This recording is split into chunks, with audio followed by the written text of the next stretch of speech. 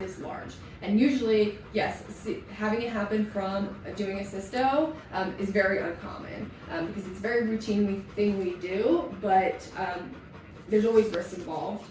So it doesn't happen very often, but it's not out of, like, it can happen, and it does happen. So, and especially, like, for various other reasons that we see patients here, for UTIs, other urinary issues, sometimes they have blood clots in their bladder. It just takes time for it to make its way out. So for something of this size, like, optimistically, I love these words today, if it truly is just the blood clot that's causing all of these,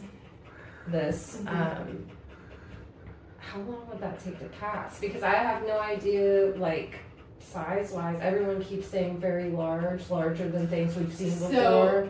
And the bladder is, I mean, not that large to start with, so several centimeters. It's probably like this size, which is large when the bladder is like this size. That's like 2/3 of it. Yes. Okay. So yes, it's large relative to the bladder, and it could take a couple weeks. Okay.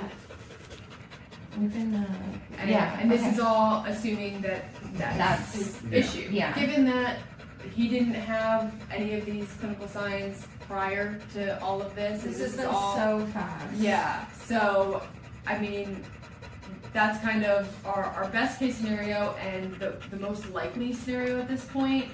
Can you tell me the worst case scenario though, please? Because I also think, like, with his weight loss and, I mean, obviously seeing blood clot one doesn't make me feel like, you know. Yes.